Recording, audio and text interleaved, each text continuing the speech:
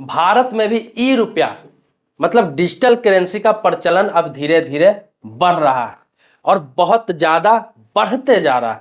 आपको बता दो कि स्टेट बैंक ऑफ इंडिया सहित 13 बैंकों ने ई रुपया जारी कर दिया है और इसका वितरण भी शुरू कर दिया गया है। अब आपको पहले मैं बताऊंगा कि ई रुपया होता क्या है।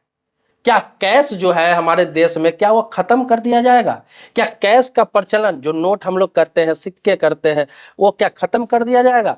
क्या ई रुपया ही रहेगा? क्या मोबाइल से ही लेन देन होगा? फिर यूपीआई क्या है जो फोन पे, गूगल पे, पेटीएम कर रहे हैं, इसका क्या प्रचलन रह जाएगा?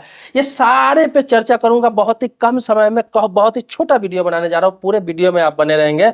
लेकिन आगे बढ़ने से पहले रिक्वेस्ट करूंगा वीडियो को लाइक आप जरूर करेंगे। अब देखो ई रुपया है क्या, मैं ये बताने वाला था। ई रुपया वो है कि पहले समझ लेते हैं यूपीआई के बारे में, कैसे हम लोग दोनों का पे कर सकते हैं, कैसे दोनों का लेन देन कर सकते हैं। देखिए यूपीआई आप जानते हैं, यूपीआई में क्या आता है, फोन पे, गूगल पे, पेटीएम, इसके अलावा बहुत सारे। तो आप देखते हैं जब किसी को आप पे करते हैं, किसी को पैसा पे करते हैं, तो आपको अकाउंट से लिंक रहता है ये यूपीआई। तो आपके अकाउंट से पैसा कट के वो कोई सामान खरीदारी करते हैं या फिर किसी को आप किसी के अकाउंट में भेजते हैं, तो यहाँ से कट के वहाँ चला जाता है। बहुत ही आसान प्रोसेस, कोई भी व्यक्ति आसानी से इसे कर लेता है। कम पढ़ा लिखा भी या फिर न पढ़ा लिखा भी आदमी यूपीआई के इस्तेमाल पर आसानी से कर लेता है। उसमें कोई दिक्कत नहीं आ रही है, किसी प्रकार के किसी को समस्या नहीं आ रही है। तो ये बहुत आसान है, ये भी एक तरह से डिजिटल लेन देन ही माना जाता है और बहुत आसान लेन देन माना जाता है। तो ये आपको बैंक से कट के आता है। अब आते हैं ई रुपया के बारे में कि ई रुपया क्या है। तो ई रुपया वो है कि बैंक के द्वारा, जैसे आपका बैंक अकाउंट है किसी बैंक के, तो ये आप कहीं से ले नहीं सकते, ये बैंक के द्वारा आपको जारी किया जाएगा। मतलब कि जिस बैंक में आपका अकाउंट है, किसी भी बैंक में हो, वहां से जाएंगे आप, ई रुपया के लिए आपको एक वॉलेट बना दिया जाएगा। वो वॉलेट बना कर देगा, आप जाकर बात करेंगे वहां पर, या फिर आपके एग्जीक्यूटिव आप खुद आएंगे आपके पास, जिनका जिनका अकाउंट है, खुद संपर्क करेंगे। जैसे लोन देने के लिए संपर्क करते हैं, आपको क्रेडिट कार्ड देने के लिए संपर्क करते हैं, कोई कुछ लोन, बहुत सारी चीजें देने के लिए आपको संपर्क करते हैं। इसी प्रकार से जिसका जिसका अकाउंट है उसके पास एग्जीक्यूटिव खुद आएंगे और ई रुपया लेने के लिए संपर्क करेंगे। तो क्या है कि आपके अकाउंट में ही एक वॉलेट बना दिया जाएगा और आप ऐप डाउनलोड करेंगे। जैसे आपका एसबीआई का अकाउंट है, बैंक ऑफ बड़ौदा का अकाउंट है, एचडीएफसी का अकाउंट है, या फिर किसी भी बैंक का, आईसीआईसीआई का अकाउंट है, तो आप एक ऐप उसमें से अपलोड करेंगे ई रुपया का, जिस बैंक का है, और उसमें क्या है, आपको वहां से एक ई रुपया भेज दिया जाएगा। जो आपके अकाउंट में पैसे रहेंगे जितना भी, चाहे वो 10,000 हो, 5,000 हो, 2,000 हो, 4,000 हो, तो उतना ई रुपया बना के वो आपके वॉलेट में डाल दिया जाएगा। अब वॉलेट में वो ई रुपया होगा। अब क्या होगा, जैसे यूपीआई से किसी को पे करते हैं, उसी प्रकार से मोबाइल टू मोबाइल कर सकते हैं। जैसे आपने कहीं 50 रुपये का सामान खरीदा, तो आप ई रुपया से वहां पे कर सकते हैं। कहीं आपने कुछ किसी को देना है पैसा, तो ई रुपया से उसको दे सकते हैं। वो ई रुपया से ही पूरे देश में पूरा प्रचलन रहेगा, हर जगह लेना है, हर जगह देना है, आपको कैश रखने का झंझट खत्म हो जाएगा। अब बहुत सारे लोगों के मन में ये होगा कि ये तो फोन पे से भी हो जाता था, पेटीएम से भी हो जाता था, या फिर अब गूगल पे से भी हो जाता था, यूपीआई से भी वैसे ही है। तो वही मैं आपसे कहना चाहूंगा कि जब यूपीआई है ही, तो मुझे नहीं लगता है कि ई रुपया की कोई आवश्यकता थी। लेकिन ई रुपया क्यों बनाया गया, किस लिए बनाया गया, सरकार कुछ सोच के नहीं बनाया होगा। तो आपको बता दूं, उसमें भी सेम प्रक्रिया है, दोनों अलग अलग चीजें हैं लेकिन प्रक्रिया सेम है। मतलब इसमें भी वॉलेट में पैसा रहेगा आपका, और ई रुपया के द्वारा किसी को ई रुपया पे कर सकते हैं। जैसे यहाँ बैंक अकाउंट से पैसा से लेके किसी को आप बैंक अकाउंट में पे करते हैं यूपीआई द्वारा, यूपीआई में पे कर देते हैं और चला जाता है। प्रोसेस सेम ही रहेगा, वॉलेट अलग रहेगा, करेंसी अलग रहेगा। ये बात समझ लीजिए, करेंसी अलग रहेगा, वॉलेट अलग रहेगा। ये रुपया होता है, वो ई रुपया होगा, और दोनों का लेन देन का जो ये है प्रक्रिया, मुझे लगता है सेम ही रहेगा कि दोनों ऐप के द्वारा ही एक दूसरे को पैसा दे सकते हैं। अब ई रुपया से फायदा क्या होगा, सरकार को क्या फायदा, सरकार ने क्यों इसे लॉन्च किया। अब बहुत सारे लोगों के मन में ये भी है कि क्या रुपया बंद हो जाएगा, क्या कैश बंद हो जाएगा। मैं आपको बता दूं, जो कैश चल रहा है जैसे ये चलता रहेगा, ये कभी बंद नहीं होने का।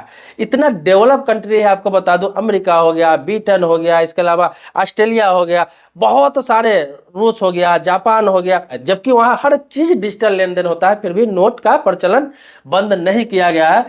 नोट जैसे चल रहा है, प्रचलन में है, कैश में चल रहा है, वो चलता रहेगा। ई रुपया अलग चीज है, यूपीआई अलग चीज है, और जो कैश नोट है वो अलग चीज है। वो जैसे जो है सब चलता रहेगा, इसमें कोई दिक्कत नहीं है। वो आपके स्वेच्छा पे है, कोई जबरदस्ती नहीं है कि ई रुपया आपको इस्तेमाल करना ही है। जैसे यूपीआई में जबरदस्ती नहीं है कि यूपीआई आपको इस्तेमाल करना ही है, वो आपके सुविधा के लिए होता है कि कैश लेकर आपको चलना ना पड़े। अब इस सरकार ने क्यों निकाला, बात मैं ये कर रहा था, तो सरकार ने इसलिए इसे लॉन्च किया कि खुद सरकार को इससे सुरक्षित महसूस होता है, मतलब सरकार खुद के सुरक्षा के लिए इसे निकाली।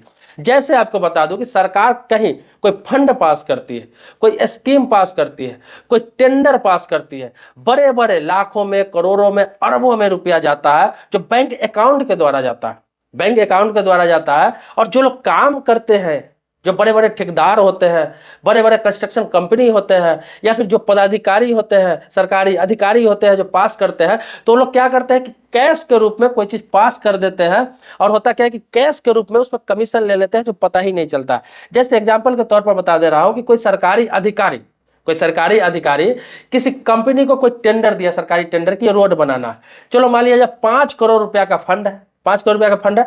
तो होता क्या है कि सरकारी अधिकारी जो है, सरकार के मंत्रालय द्वारा 5 करोड़ का फंड उस कंपनी को दे दिया गया, उसके अकाउंट पे दे दिया गया चेक के रूप में। अब होता क्या है कि चेक के रूप में दे दिया, लेकिन यह बात क्या हो गया कि भाई 5% कमीशन मुझे इसमें चाहिए।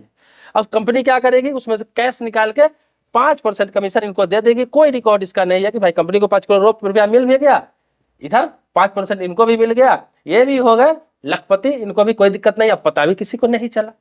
लेकिन ई करेंसी से क्या फायदा होगा सरकार को कि अब जो कोई सरकारी अधिकारी होगा, सरकारी कर्मचारी होगा, कोई भी सरकारी विभाग का व्यक्ति होगा, किसी प्रकार का फंड किसी को देता है, या फिर टेंडर देता है, या फिर कुछ भी देता है, तो क्या देगा, ई रुपया के रूप में देगा। पैसा तो रहेगा नहीं, ई रुपया के रूप में देगा कि हाँ इतना 5 करोड़ का टेंडर ये रहा, 5 करोड़ का फंड ये रहा, ये स्कीम रहा 5 करोड़ का या फिर 10 करोड़ का, इसको आपको वितरण करना है, यही वो करना। अब अगला को क्या है, अगला को पैसा मिल गया, अब तो कैश निकलेगा नहीं। अगर वो कमीशन के रूप में फिर वापस इसको ई रुपया के रूप में करता है, या फिर इसके किसी रिश्तेदार के अकाउंट पे या फिर किसी के अकाउंट पे, तो क्या है, एक रिकॉर्ड बन जाएगा। वो कभी ऐसी बात आती है तो सीधा सीधा पकड़ा जाएगा कि भाई कमीशन आपको इतना दिया गया था, ऑन रिकॉर्ड रहेगा कि आपके वॉलेट में इतना पैसा भेजा गया था। कैश का यहाँ बात ही नहीं कि छुपा सकता है। तो ये कमीशन खोरी जो है सो बहुत सारे डिपार्टमेंट में बंद हो जाएंगे, बहुत सारे, क्योंकि कमीशन भी अगर किसी से लेना हो तो क्या अकाउंट पे ही लेना पड़ेगा, वॉलेट में ही लेना पड़ेगा, ई रुपया के रूप में ही लेना पड़ेगा। कैश तो है नहीं कि ले लिया उसको छुपा दिया, ना उसमें टैक्स देना है, और ना कहीं शो हुआ, ना कोई सबूत रहा, ना कोई गवाह रहा। दोस्तों मेरे चैनल पर पहली बार आए तो चैनल को सब्सक्राइब कर लीजिए, बगल में बेल घंटी है उसको भी दबा लीजिएगा। लेकिन पुराने सब्सक्राइबर है तो इसके लिए धन्यवाद देता हूँ, आभारी हूँ आपका। मिलते हैं नेक्स्ट वीडियो में एक नए मुद्दे के साथ, तब तक के लिए शुक्रिया, धन्यवाद।